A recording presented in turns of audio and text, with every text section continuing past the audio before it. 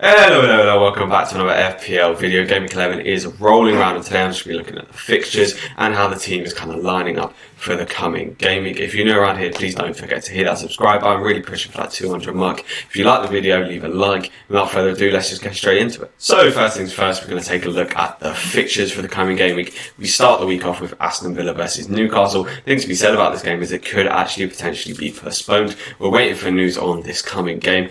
The whole of the Newcastle squad has been asked to isolate because there's been a mini kind of outbreak in the Newcastle camp of coronavirus. So this game definitely could be postponed. I think Newcastle are asking for it to be postponed. Whether that means it's going to be postponed until sort of, after Christmas, coming into the new year, or whether it's just going to be pushed back to, the Monday, Tuesday of next week. Don't know. So still waiting on that information, and it could very well change a lot of people's teams. I see that Callum Wilson is being sort of transferred in a mass at the minute. Definitely worth holding off from that transfer because he may not even end up playing this week or the next week, depending on if he's picked up COVID or not, because I know some of the first team players have picked it up. Then we go on to Burnley versus Everton. Realistically, we'd be expecting Everton to win this game. However, Burnley, they've been reasonably resilient, and they've shown they do have a bit of defensive prowess in them, getting clean sheets against Sheffield and Crystal Palace, who, to be fair, aren't both the greatest at attacking. They did lose in the past weekend 5-0 against Manchester City. It was at the Etihad,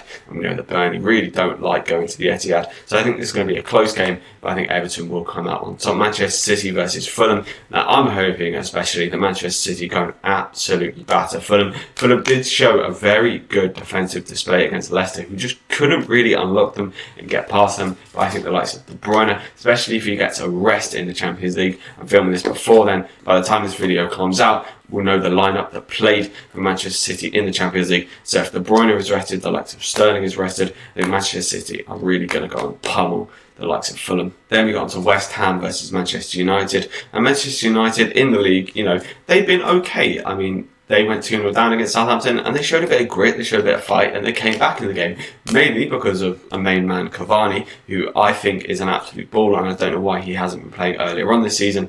Finally, Manchester United fans and the manager Solskjaer has allowed him to go out and do his thing, and he's shown how good of a striker he actually is, and he'll definitely be starting in this game. So I think Manchester United will win this game. I'm actually going to put it as a reasonably comfortable game for Manchester United. I'm going to go with a 3-0 for United. Chelsea versus Leeds. This is a game for olds. Chelsea and Leeds were historically quite big rivals. Whether that will really be shown in this game is yet to be seen, because a lot of the players for both clubs really won't have it'll be harder for them to buy into that rivalry because it's not been around for so long. But I expect the fans of both clubs to really be up for this game. I'm going to go for Chelsea to nick it because they've been so good so far. But I do think Leeds will score, so I'm going to go 2-1 Chelsea. Then we have West Brom versus Crystal Palace. Now, if West Brom want to have any kind of hope of staying up, this is a game that they really need to win. It's kind of a 6-pointer in that respect, because Crystal Palace have been kind of dragged down a little bit back towards the relegation zone. And so if they win this game,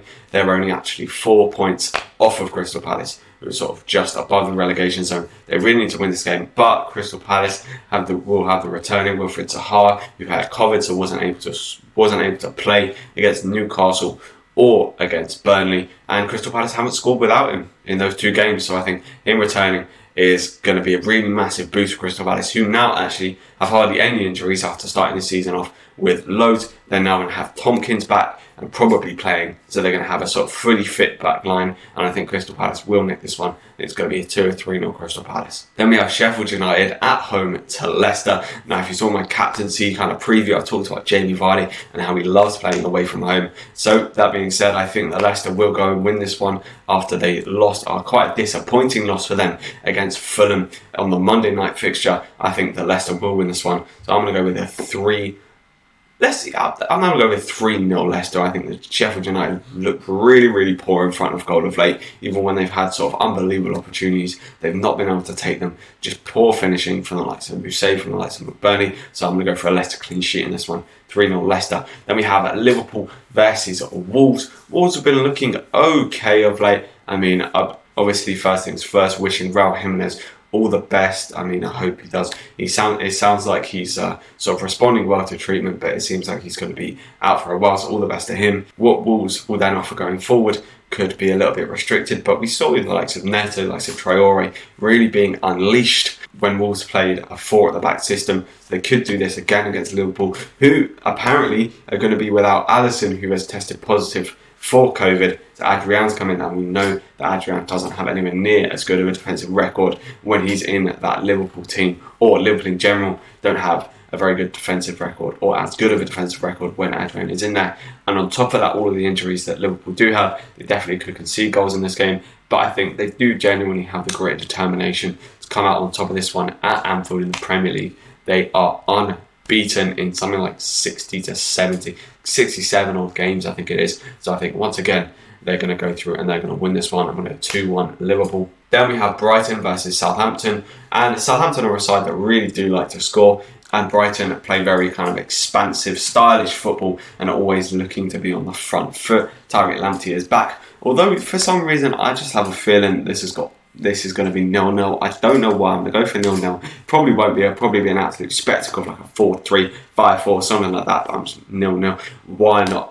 Why not at the end of the day? So moving into the team, and how do those fixtures kind of affect my team in particular? Now, obviously, in goal, we have Martinez, who may not even end up playing this week. I think for me, the thing with Martinez is I don't really want to waste a transfer on a goalkeeper at this stage, because, you know, even if he doesn't play this week, it just means in the future he's going to have a double game week, so I don't particularly want to sort of waste a transfer on a goalkeeper. It would just be a little bit unfortunate if he's unable to play this week. Then we have the likes of Kyle Walker, Chilwell, Cancelo and Klein. Now I'm really hoping that Cancelo does play. Obviously, I think if Mendy starts in the Champions League, which by the time this video comes out, we'll know. If he starts in the Champions League, even if he starts with Cancelo, I reckon Cancelo will be the one that starts against Fulham. I think he's going to kind of do that level of rotation where he plays one for 2 games and then the other one for 2 games, and so on, so on, so on. Kyle Walker's looking like he'll definitely start. He's kind of a mainstay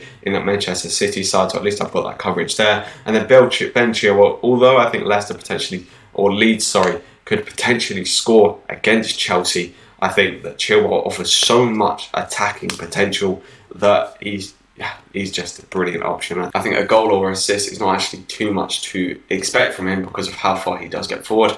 Then we have Crystal Palace against West Brom, and we're seeing Nathaniel Klein. Hopefully he can pick up a clean sheet, and you know, there's a little bit of a potential of some attacking returns for him, because he really has been bombing down that right hand side when he's been playing in the past few weeks. Then we move on to the midfielder part of my team that I really do like and look forward to kind of seeing play this weekend. I mean, all of those midfielders for this coming game week, I think are going to do very well. I think we've got Wilfred Zaha coming back in against a kind of poor defensive West Brom. We've got Jack Grealish, if obviously he does play, playing against Newcastle at home. I do have a bench option who can sort of fill in for Grealish if he doesn't play, so it's not the end of the world if he doesn't. Then we have Son against Arsenal. Now, you know, Son didn't score in the last game, no reason he can't score in this one. The North London derby has a bit of heat, but tends to have the potential of ending kind of 0-0, 1-0, 1-1. So hopefully Son can be one of the players to nick a goal. It's a real statement from kind of either side. I think this one, winning this game is massive for both sides, because if Arsenal kind of want to make any kind of challenge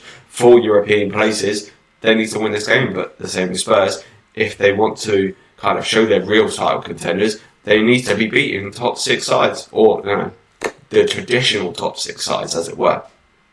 Then we have Mohamed Salah at home to Wolves. Very happy to own him. And obviously Kevin De Bruyne with the captaincy on him. Fulham at home, I think it's an easy decision for me to make. I'm hoping that he can absolutely bang. And with him on penalties as well, I think he's a very good option. Then rounding off the team is the lone man up front, Dominic Calvert-Lewin, who hopefully can grab a couple of returns against Burnley. I think it's going to be a tough game for them, but Calvert-Lewin just looks like he can do it in every single game. There's a level of expectation there around Calvert-Lewin that he's going to do something, or he could potentially do something in any game that he plays. So fantastic option for this weekend, and looking forward to watching that game.